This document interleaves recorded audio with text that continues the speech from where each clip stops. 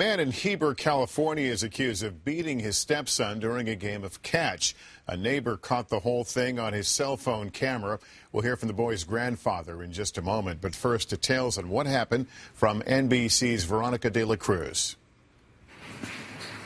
When Oscar Lopez looked out the window last Wednesday, he saw his neighbor, Anthony Sanchez, in the yard with his stepson, whipping the young boy with a belt during a game of catch. As it went on, I realized that what I was looking at was not just a parent disciplining a child. But the beating didn't stop, so Oscar decided to get involved. That's enough, stick!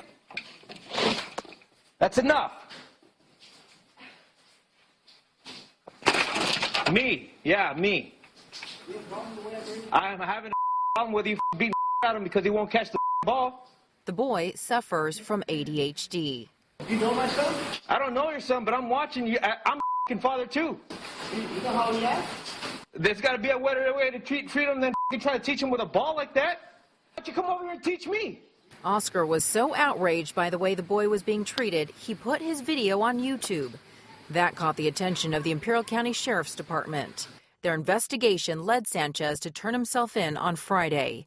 He was booked on felony child abuse charges and posted $100,000 bail. It was his intention always, regardless of what the charges were, to turn himself in and make himself available to the judicial process for this matter. Sanchez is said to be cooperating with the police. The district attorney will review the case before deciding what, if any, formal charges are appropriate. I think if anybody witnesses anything like this, you shouldn't stand by. You know, if anything, I wish I'd called the authorities much sooner. For Today, Veronica de la Cruz, NBC News. Ryan Childers is Anthony Sanchez's attorney. You just heard from him in that story. And Terry Grammer is his father-in-law and Zach's grandfather. Gentlemen, good morning. Thanks for coming on. Good morning. Terry, let me start with you. Zach is actually in Alabama. I know he and your daughter left for Alabama on a previously planned trip the day after this video was shot. How is he doing? He's doing okay. When we can keep him separated from hearing everything that's going on, he's okay. He's concerned, and the longer this goes on, he's concerned that he's going to be removed from. His quote to me is from his mother and Anthony. He was examined. He was not injured. Right. He was examined. When they met us at the airport when they flew in with our DHR and the Birmingham police, they reviewed him. There were no bruises. There was one little mark, which he said he had incurred previously.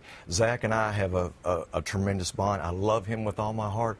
I would let no one harm him. If I had any inclination that someone was harming him, they would not be able. I would not let him come close to him. You're defending Anthony's action in this case? Absolutely. Even after now, keep in mind what we're showing here in this beating video. We've compressed the timeline. This happened over 7 minutes. But is there any excuse, whether it was a drop ball?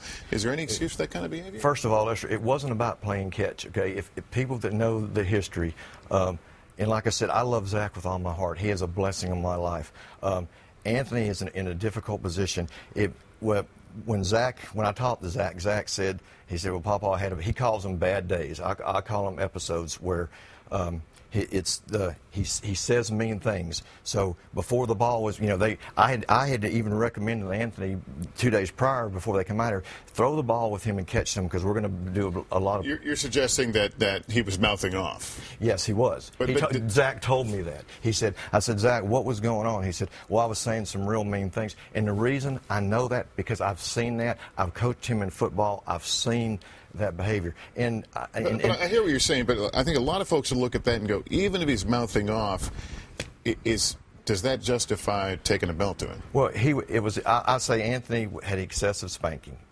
He spanked him. He spanked him a little, too much. But Anthony again is in a very difficult situation. He's trying to be a stepfather for a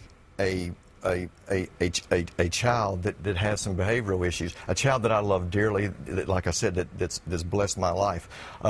And on top of that, they're and this is all documented. Zach and my daughter, they're going to behavioral counseling in California, and the first thing they try timeout, they try removing things, but it's documented in his church, it's documented at school when the spanking discipline has worked. It's helped his behavior. Well, let me turn to Ryan.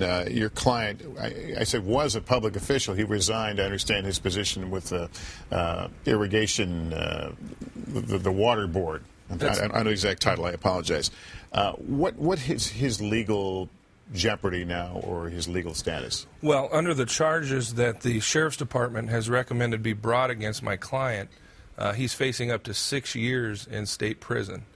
And as someone who prosecuted cases like this and has defended a number of cases like this, I can only come to one conclusion, and that's Mr. Sanchez is being treated extraordinarily harshly because of his public position. This is a case that I would have expected to see misdemeanor charges filed at the most.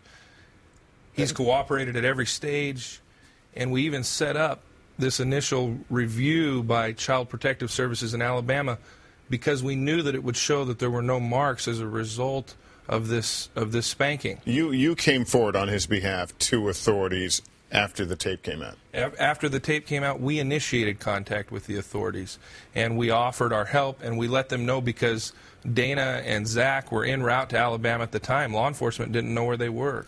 Take a look at this video. Is it hard to defend him when you look at this? And keep in mind, there was no sound recorded here, so we don't know what's being said. Exactly. But you know, if you're law enforcement and you're looking at this video, what would you do? Well, and I understand the video is difficult to watch, and disciplining children is a personal choice, and people set the bar for right and wrong. But the question here, was this a legal violation? And California law is very clear that parents can spank, and that it's not against the law to use something other than your hand to spank. And so the question is, was this unreasonable or excessive under the circumstances? And the facts have to come out about those circumstances through the judicial process. And a lot more certainly in that tape. And again, we compressed that timeline on the tape, just so to be clear on that. Ryan Childers, Terry Grammer, thank you both so much for coming on and talking about this, and we'll look forward to following up with you as it progresses. Thank you. Thank you. All right.